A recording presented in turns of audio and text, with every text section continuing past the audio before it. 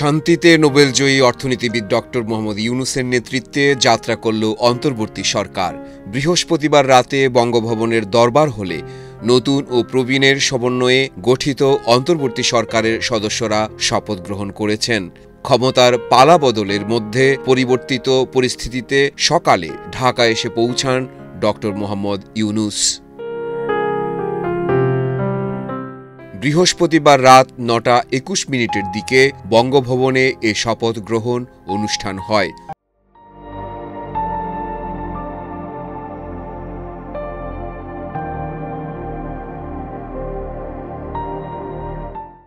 অন্তর্বর্তী সরকারের প্রধান হিসেবে শপথ নেন ডক্টর মোহাম্মদ ইউনূস।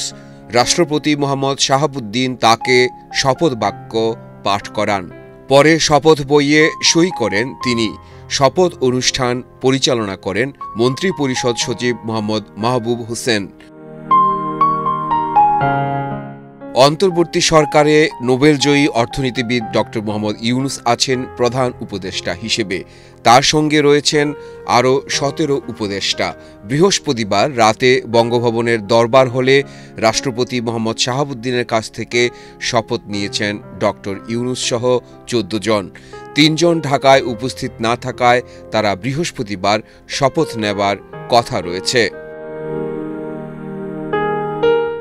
ডক্টর মোহাম্মদ ইউনূসের উপদেষ্টা পরিষদে আছেন বাংলাদেশ ব্যাংকের সাবেক গভর্নর ডক্টর সালেউদ্দিন আহমেদ, ঢাকা বিশ্ববিদ্যালয়ের আইন বিভাগের অধ্যাপক ডক্টর আসিফ নজরুল, সাবেক ডেপুটি অ্যাটর্নি জেনারেল ও মানবাধিকার সংস্থা অধিকারের সাধারণ সম্পাদক আদিলুর রহমান খান, সুপ্রিম কোর্টের জ্যেষ্ঠ আইনজীবী ও সাবেক attorney general AF Hasan Arif, সাবেক পররাষ্ট্র সচিব মোহাম্মদ তৌহিদ হোসেন, বাংলাদেশ পরিবেশ আইনজীবী সমিতি বেলার প্রধান নির্বাহী সৈয়দা রিজওয়ানা হাসান, বৈষম্যবিরোধী ছাত্র আন্দোলনের সমন্বয়ক নাহিদ ইসলাম, বৈষম্যবিরোধী ছাত্র আন্দোলনের সমন্বয়ক আসিফ মাহমুদ সজীব ভুইয়া, সাবেক নির্বাচন কমিশনার ও অবসরপ্রাপ্ত brigadier general M Sakhawat Hossain, সাবেক রাষ্ট্রদূত সুপ্রদীপ চাকমা, বেসরকারি সংস্থা উন্নয়ন বিকল্পের নীতি নির্ধারণী গবেষণা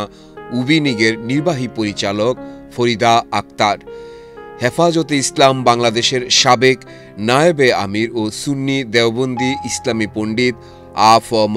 খালিদ হোসাইন, গ্রামীণ ব্যাংকের সাবেক ভারপ্রাপ্ত ব্যবস্থাপনা পরিচালক নূরজাহান বেগম, নির্বাচন পর্যবেক্ষণকারী বেসরকারি সংস্থা ব্রতির প্রধান নির্বাহী কর্মকর্তা শারমিন মুর্শিদ, অপারেশন জ্যাকপটে অংশ নেওয়া বীর মুক্তিযোদ্ধা ফারুকি আজম বীর প্রতীক ও জাতীয় মানসিক স্বাস্থ্য ইনস্টিটিউটের সাবেক পরিচালক বিধান রঞ্জন রায় পোদ্দার।